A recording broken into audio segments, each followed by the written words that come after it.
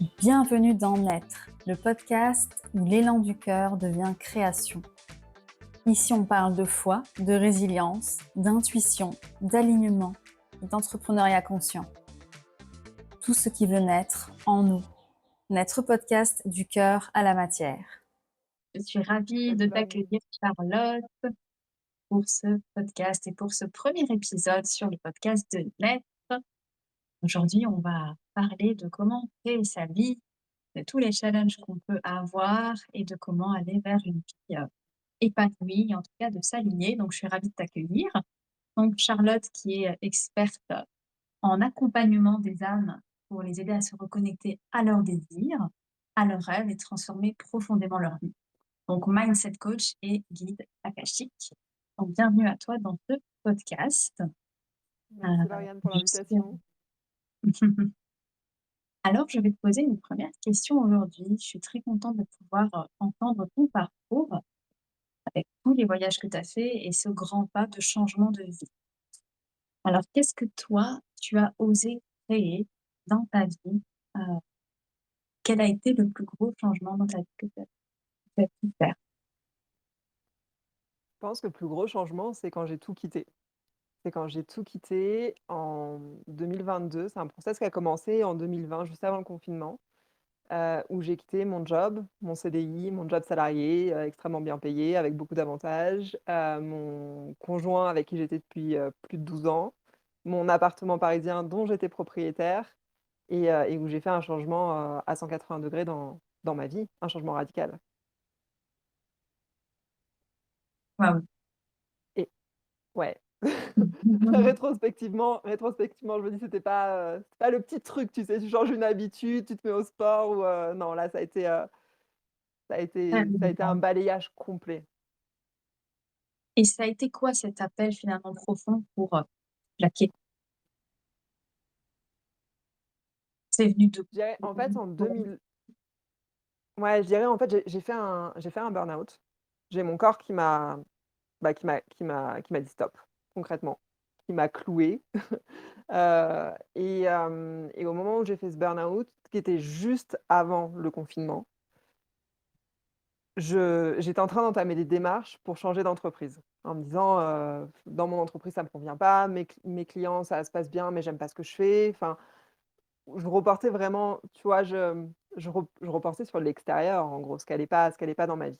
Et j'ai une petite voix intérieure que j'ai accepté d'écouter à ce moment-là, parce que je pense que comme mon corps avait complètement dit: «Stop», de toute façon, j'avais pas d'autre choix, qui m'a dit: «Non Charlotte, en fait, si tu continues comme ça, tu vas juste reproduire la même chose ailleurs». Et puis, bah, tu vas commencer un nouveau job, les 3 premiers mois, ça va être excitant et puis tu vas retomber dans le même schéma et tu vas reproduire le même schéma ad vitam aeternam si tu changes de cette façon. Tu as besoin d'un changement profond et tu as besoin de te reconnecter à qui tu es. Et à ce moment-là, je me suis posé la question de ce que j'aimais faire et bon, tu me connais, tu sais que je suis quelqu'un d'hyper passionné. J'étais incapable de dire ce que j'aimais à ce moment-là. J'étais incapable de te citer une seule passion, j'étais incapable de dire ce qui me faisait plaisir et là, je me suis rendu compte qu'il y avait un problème beaucoup plus profond que mmh, juste mon travail, en fait. Et c'est là que le cheminement a vraiment commencé. Et je me suis dit: «J'ai besoin de me reconnecter à ce qui me fait plaisir, j'ai besoin de retrouver cette joie intérieure, j'ai besoin de retrouver cette personne hyper lumineuse et hyper solaire que je sais être et que je vois plus en fait, qui est plus présente dans ma vie, nulle part, dans aucun aspect de ma vie». Et ça a été vraiment le point de départ. Et donc à partir de là, je me suis faite accompagner, je me suis rendu compte que j'y arrivais pas toute seule, donc je me suis faite accompagner. Bah, pour me reconnecter à ça quoi, à cette flamme intérieure, à ces désirs, à mes rêves, à ce que j'avais vraiment envie de faire de ma vie. Et là, les prises de conscience, elles ont été assez hard quelque part, parce que je me suis rendu compte que la vie que j'avais, c'était tout ce que je voulais pas dans ma vie.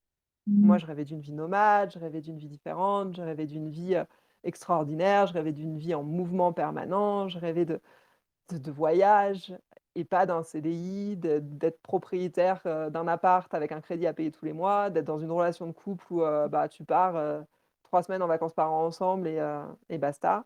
Ça m'allait pas du tout, quoi. Donc il y a eu cette grosse prise de conscience et après, qu'est-ce que je fais de ça maintenant?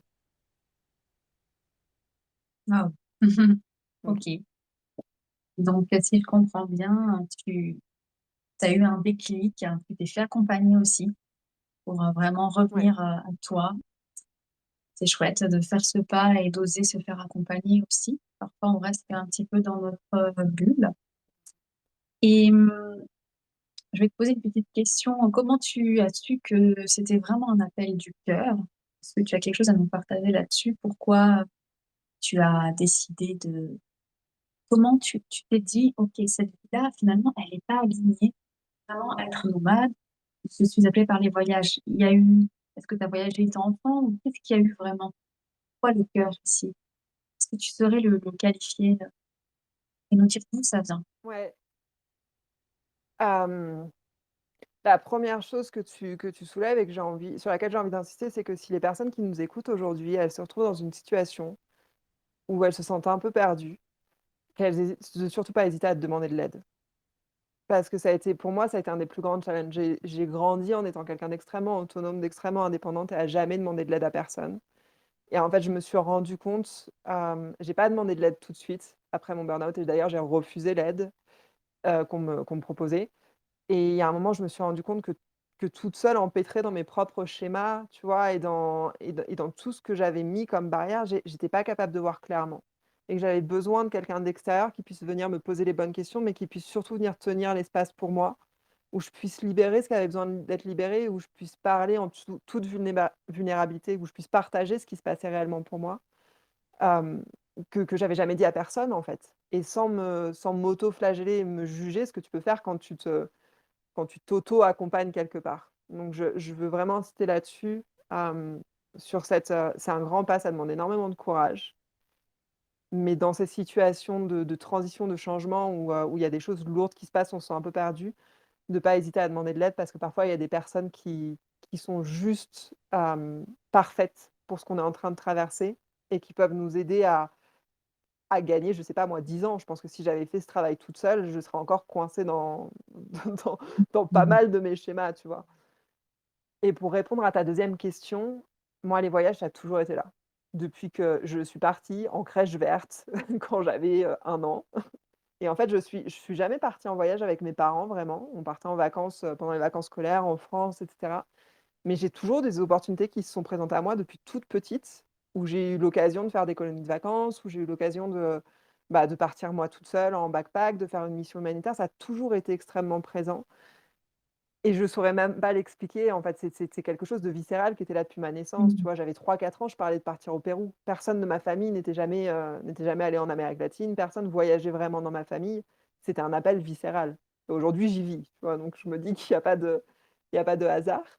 Mais c'est cette petite fille, c'est cette âme, en fait, tu vois, qui avait besoin de ça, qui avait besoin de ce mouvement. Je saurais pas l'expliquer de façon pragmatique et tangible, mais c'était là.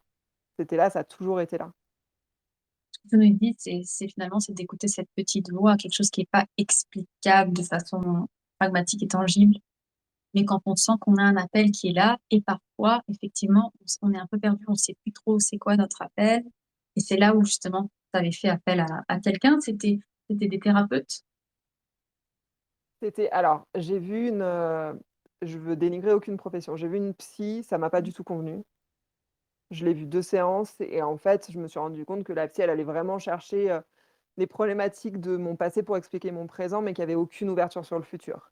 Et moi, j'étais Mmh. assez consciente de ce qui allait pas dans ma vie. J'avais vraiment pris conscience que j'avais créé une vie qui me convenait pas et qu'il y avait rien d'aligné et que j'avais besoin de me reconnecter à ce qui me plaisait vraiment et d'aller de l'avant. Et après les quelques séances avec la psy où je me suis dit: enfin, en fait, on est en train de remuer, de la merde, mais moi je vois pas où aller, en fait.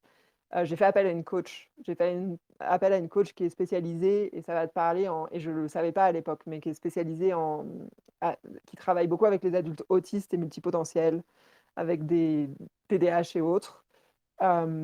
J'étais pas au courant de ça quand j'ai commencé à travailler avec elle, mais elle avait une approche complètement différente, en fait.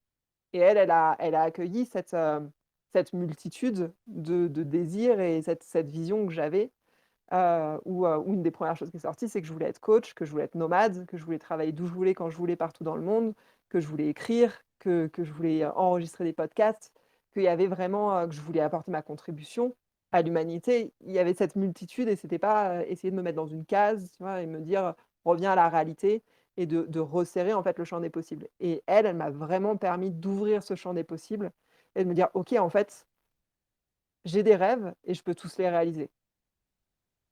Et j'ai pas quelqu'un pour la première fois de ma vie, j'ai pas quelqu'un qui est en train d'essayer de me dire: «Charlotte, reviens à la réalité, tu es un peu trop rêveuse, remets-toi dans les clous, trouve-toi un job et puis tu partiras en voyage, 3 fois par an si tu veux», mais et qui clairement a soutenu ce: «Bah, OK, tu as envie de ça, comment tu le crées maintenant?»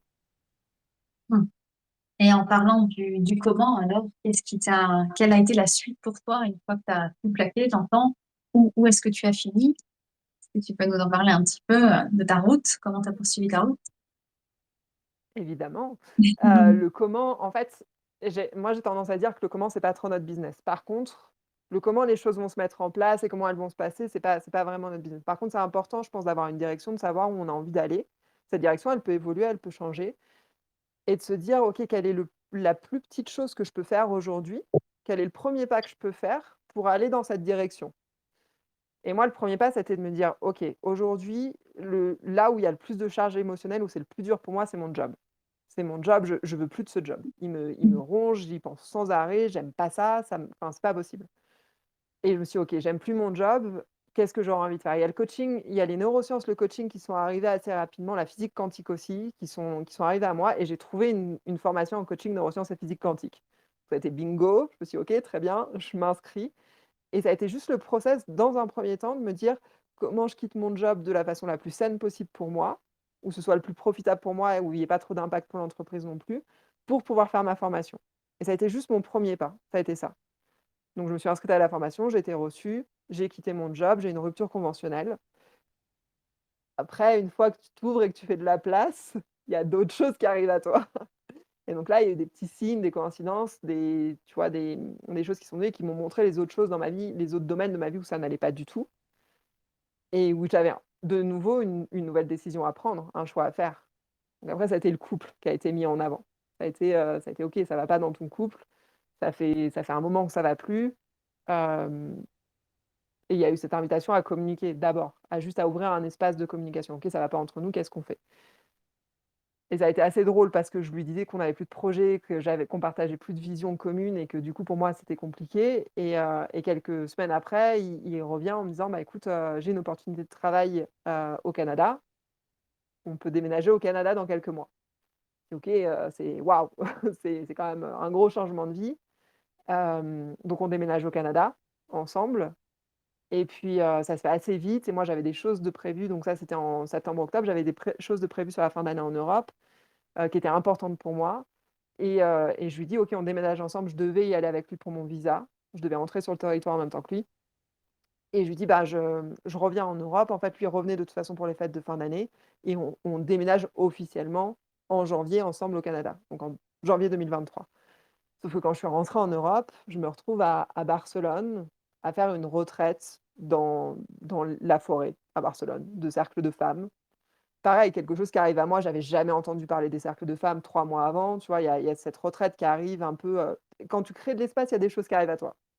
Et après, c'est est-ce que tu choisis de suivre ces choses-là parce que c'est aligné avec toi ou est-ce que non, ça t'intéresse pas et tu passes, quoi?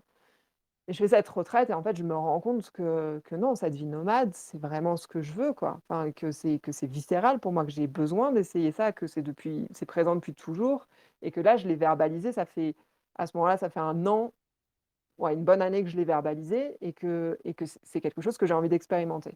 Et puis je reste un peu à Barcelone, je prends une coloc avec une copine, alors une très courte coloc sur quelques semaines et je me rends compte qu'en fait, ben, partir au Canada, m'installer là-bas, c'est juste prendre ma vie parisienne et la déplacer à l'autre bout du monde. Mais que ça va pas, c'est concrètement, c'est comme si j'avais changé de job après mon burn-out. Mais que ça va pas régler le problème de fond qui est, que de toute façon dans mon couple, on partage pas la même vision de la vie, on partage pas la même vision du monde, on n'a pas les mêmes rêves, on n'a pas les mêmes envies et puis j'ai l'impression de plutôt vivre avec un coloc qu'avec un partenaire amoureux, quoi et qu'il y a beaucoup d'affection, il y a beaucoup de tendresse, mais il y a pas ce que moi je veux d'une relation amoureuse. Donc on se sépare et je rentre à Paris, je me retrouve à Paris avec, ben, plus d'appart parce qu'on avait mis notre appart dont on était propriétaire, on l'avait mis en location vu qu'on s'installait au Canada. Plus d'appart, plus de travail, plus rien de stable matériellement et physiquement qui me retient. Donc je décide à ce moment-là ça a été très compliqué. Ça a été émotionnellement très, très compliqué. Cette ville, enfin, j'y ai vécu longtemps, il y a tout qui tout qui me rappelle à mon ancienne vie et je décide de partir à Lyon pour quelques mois ou plus, j'en sais rien à ce moment-là ouais, mais au début, je crois que c'est pour quelques semaines juste et puis j'y reste 3 mois. C'est une ville où je connais une personne qui me propose de m'installer avec elle, mais elle est jamais là. Elle est absolument jamais là, donc elle me dit: «En gros, je te laisse l'appart, je suis là de temps en temps».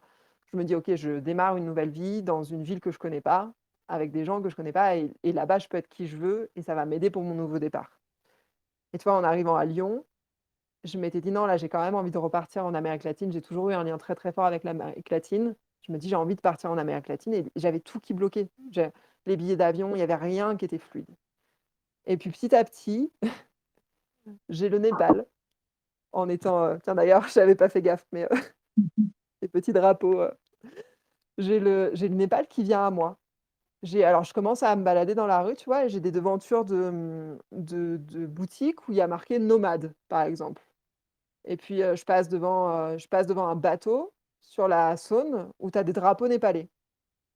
Vraiment le drapeau népalais, pas le drapeau les drapeaux de prière, tibétains que tu trouves partout au Népal. Non, le drapeau du pays du Népal. Et il y a des choses comme ça qui arrivent à venir, tu sais? Je me dis: «OK, pourquoi pas?» Donc je passe cette phase à Lyon et puis le Népal vient hyper naturellement. Donc je prends un aller simple pour le Népal. C'est croustillant là, ça donne envie d'en savoir plus. En tout cas, il y a quelque chose que J'adore tu parce que toi, tu en sais plus. Toi, tu en sais plus. c'est ça, moi j'en sais beaucoup plus puisque j'étais avec toi au Népal et ça, on y viendra juste après. Et c'est vrai qu'il y Oui, a quelque chose que tu dis qui je pense qui est important de dire à nos auditeurs, c'est à répéter plusieurs fois la phrase que quand on fait de la place, il y a des choses qui viennent. Et ça, c'est vrai que ça peut paraître ouais. très flou, abstrait. Et c'est vrai que je pense que c'est important qu'on le clarifie aussi. Comment on fait pour faire de la place? Ça veut dire quoi faire de la place et comment les choses viennent? Si tu as envie de Ouais. clarifier ça. Comment prendre la place? En fait, je pense que c'est des choses très basiques. C'est tu vois, par exemple, moi, mon job me convenait plus, bah, j'ai quitté mon job. Alors ça a pas été, ça a pas été comme ça a pas été simple, ça a pris un c'est un process qui a pris quasiment 1 an. Tu vois, ça se fait pas du jour au lendemain, mais c'est la première chose, c'est de prendre conscience qu'il y a quelque chose qui est plus OK dans ta vie et que tu veux plus de ça dans ta vie et que tu veux d'autres choses. Et en fait, tu sais, par essence, la nature, elle a horreur du vide. Donc dès qu'il y a du vide, elle va essayer de le remplir, le vide. Donc tu vois, j'ai quitté ce job qui me convenait plus, ça a été remplacé partiellement par cette formation. Mais moi, la formation, elle était hybride. J'avais des présentiels, c'était une fois tous les 2 mois, quelque chose comme ça, pendant une semaine et le reste du temps, c'était complètement en ligne. Donc j'organisais mes journées comme je voulais et ça a créé vachement d'espace temporel et physique dans ma vie. Parce que du coup, mes formations, bah, ça je suis quelqu'un d'assez efficace, donc je me mettais, 2 jours par semaine à ça. Le reste du temps, c'était du temps pour moi et en fait, en créant du temps pour moi, bah, il y a des rencontres qui se sont faites naturellement. Là où j'allais me poser dans des cafés, bah, je rencontrais des gens.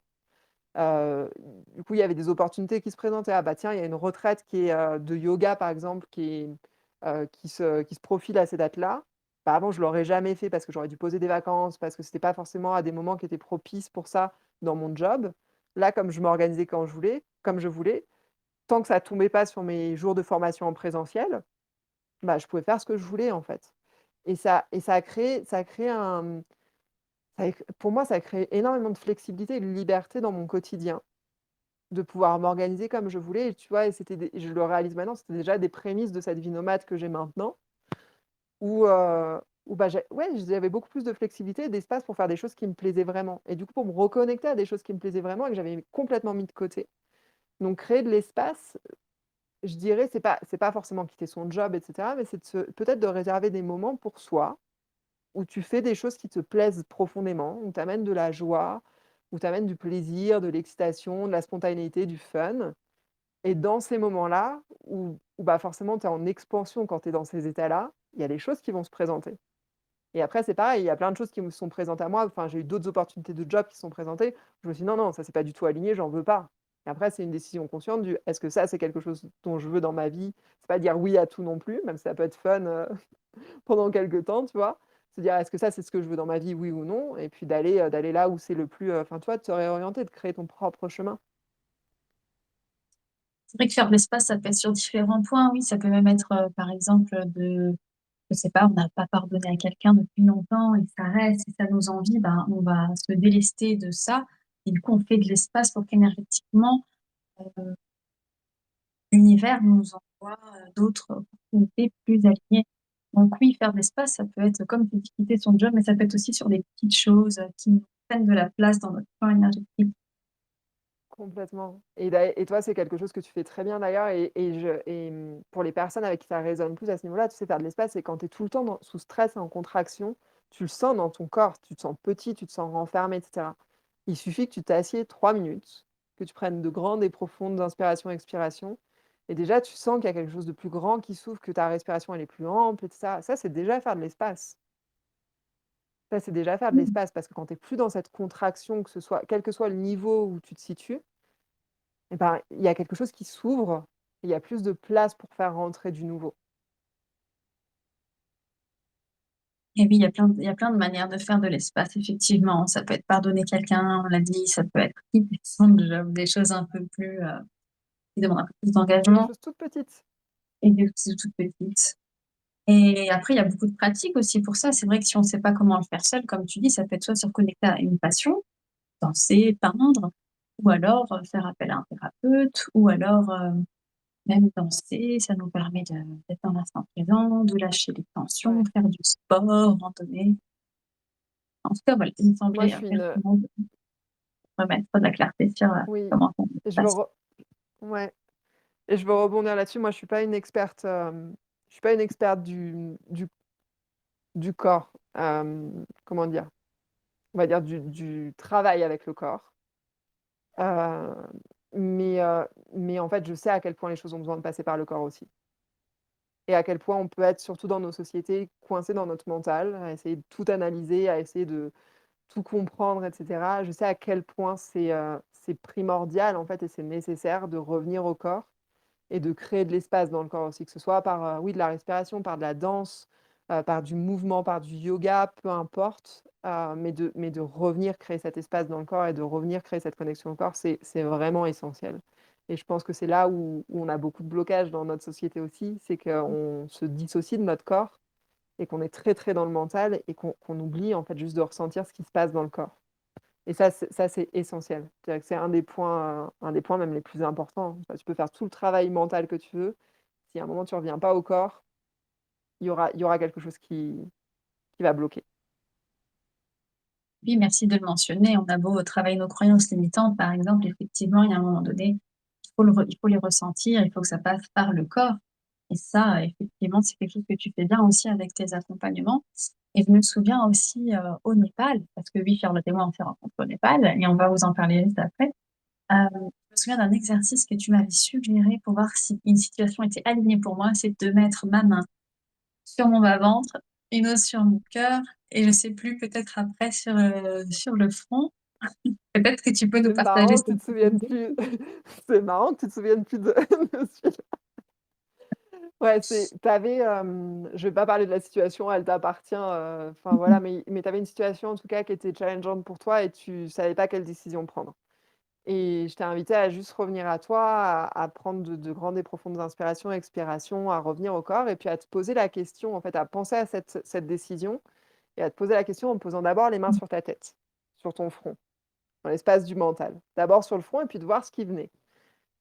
Souvent, ce qui vient dans cet espace, bah, c'est ton mental, hein, qui s'active. Donc tu as des réponses assez rationnelles, assez pragmatiques, assez analysées, beaucoup dans la compréhension, dans le «OK, qu'est-ce que ça pourrait m'apporter?» et cetera, enfin vraiment dans le mental. Et ensuite, de te poser la même question en posant tes mains sur ton cœur.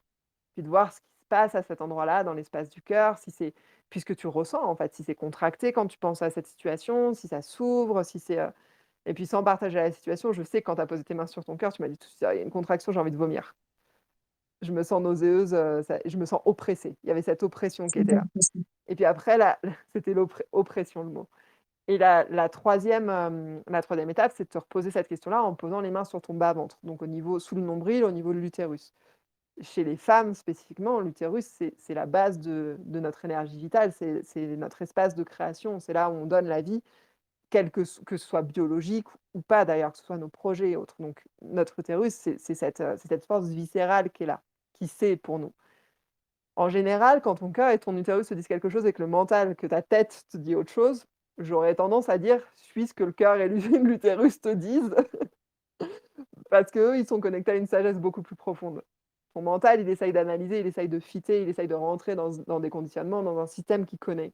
Il ira jamais te faire prendre de risques, il ira jamais te faire de changements radicaux parce qu'il est là pour te garder dans ta zone de confort et dans ce qu'il connaît, tu vois? Et après, une fois que tu as ces réponses, ben, à toi de prendre la décision qui te correspond en conscience. Si c'est de suivre ton mental parce que tu as la sensation que tu as envie d'aller continuer à explorer, bah, très bien, suis ton mental, mais sois conscient que tu as 2 autres petites voix là, qui te disent quelque chose de différent et c'est OK de pas les suivre, mais elles sont présentes. C'est super intéressant ce petit exercice et je tiens à mentionner qu'il est pas forcément facile à faire quand justement on est déconnecté de notre corps. C'est-à-dire quand on a l'habitude d'être tout le temps dans le mental, même moi encore parfois c'est difficile de me dire: «OK, bah, je ressens rien, enfin, c'est encore trop là». En fait, on pense qu'on ressent rien, mais non, c'est parce qu'on est trop là et donc il y a des petites pratiques qui Mmh. nous permettent de revenir au corps. Ça peut être la méditation, ça peut être plein, plein, plein de choses, que tu fais d'ailleurs dans tes accompagnements et et voilà, donc c'est juste pour rassurer aussi les personnes si elles commencent à faire cet exercice, après avoir écouté l'épisode.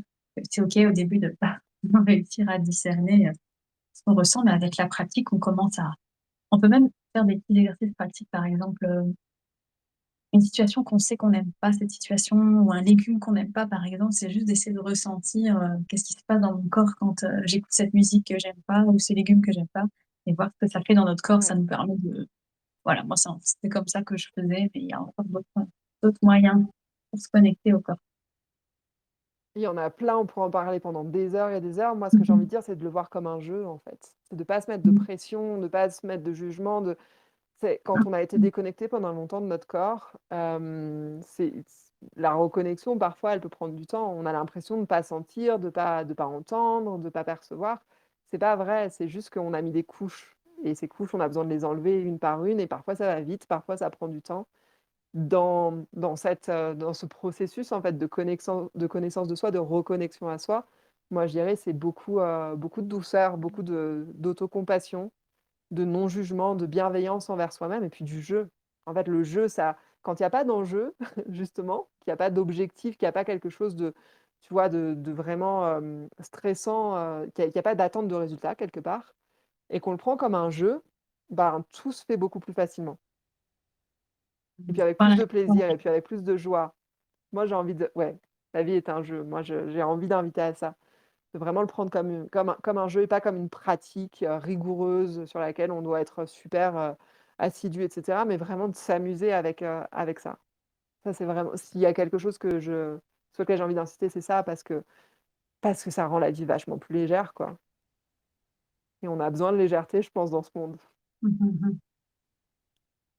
C'est pertinent et c'est vrai que je pense même qu'on peut se quitter peut-être, sur ça et de boucler, notre épisode, heu, sur, que la vie est un jeu, tout simplement. La vie est un jeu, on aura parlé d'intuition, de un tout petit peu de coïncidence, tu nous as mentionné, de faire de l'espace, de comment sortir d'un burn-out, ça c'est ton histoire et aller vers en tout cas son appel profond.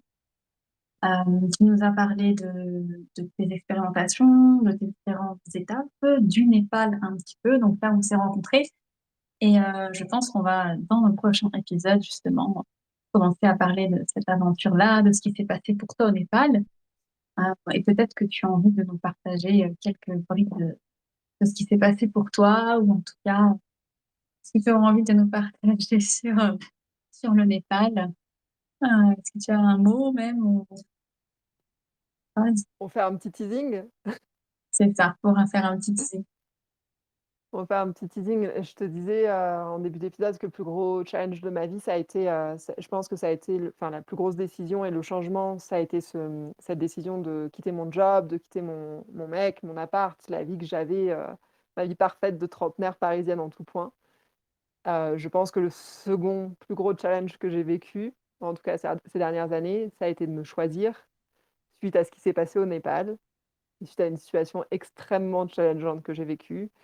Et et j'ai même pas envie de dire la situation là, juste pour donner en la curiosité, tu vois?